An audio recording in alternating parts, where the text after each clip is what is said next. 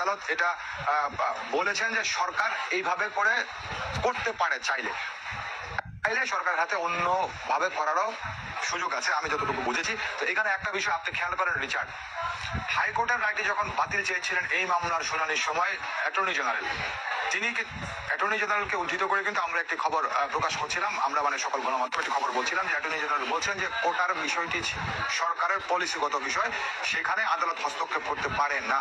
Attorney জেনারেলের এই বক্তব্যটি নিশ্চয়ই আপনার মনে আছে।